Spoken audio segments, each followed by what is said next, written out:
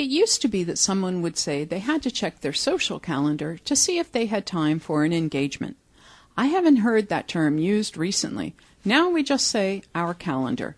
So things have changed, and our social circles have also changed with technology. Our co-workers' calendars are a critical access point for a lot of us in the office. And since there is life after work, for some of us, social networking is playing a key role in our lives. Many people think it began as a hotspot for students, maybe using platforms like MySpace. Actually, though, it began much earlier, back in the days of pocket protectors, using bulletin boards or BBSs, and then chat rooms. I would mark the exact birth of true social networking as an evolution from just posting to when AOL introduced profiles and instant messaging, as well as chat rooms in the early 1990s. But that's just my opinion. The definitions of social networking, as well as the hallmarks of its birth, evolution, and growth, will vary. Some people say that BBSs came from the 60s and 70s. Others will cite 6degrees.com or other sites as the birth of true social networking. The details really aren't the issue here. It's the concept. It's only recently, though, probably since about 2003, that social networking has become so popular. That's when LinkedIn and MySpace hit the virtual space. Facebook entered in 2004. This was another venture by a university student, and it was limited to just Harvard University. And now, of course, it's a global phenomenon. Anybody who is anybody, and even those who maybe shouldn't be somebody but think they are, has Facebook and LinkedIn accounts.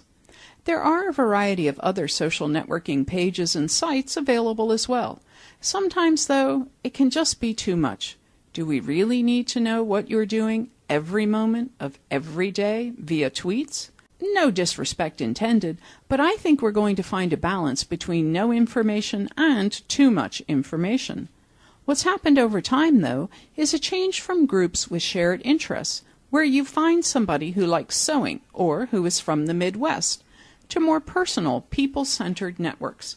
The practices and implications, the culture, and the meaning of all of this is being widely studied and will come to some consensus on what it means and what we're all trying to do. When we talk about social networking and Outlook, you might think Outlook is used for email and scheduling, so it has nothing to do with social networking. Outlook acts as a communication hub. We have the Outlook Social Connector, or OSC, available. This allows us to synchronize information between various social networking sites and Outlook.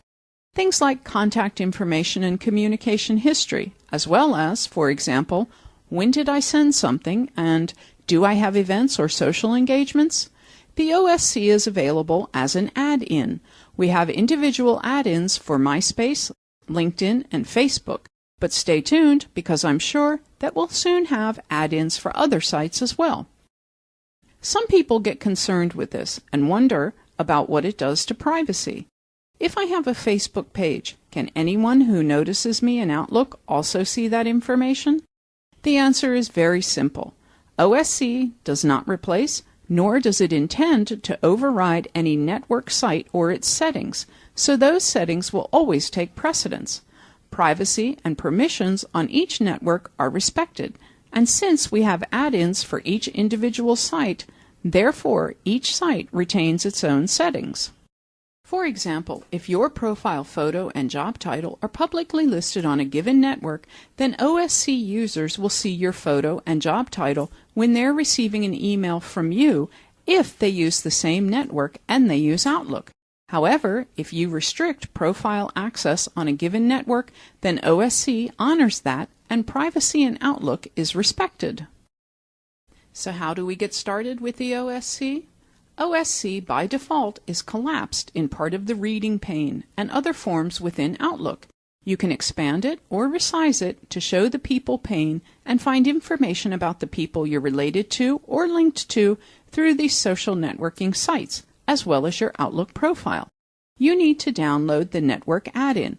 That will be your first step.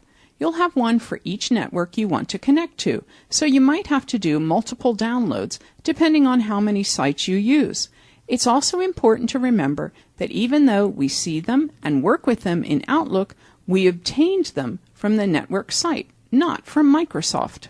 You can connect to SharePoint networks from within Outlook, but to use the other ones like Facebook or LinkedIn, you'll need to go to those sites and download from there. In order to show and hide the People pane or to connect to additional networks, you can find out about access from your View tab.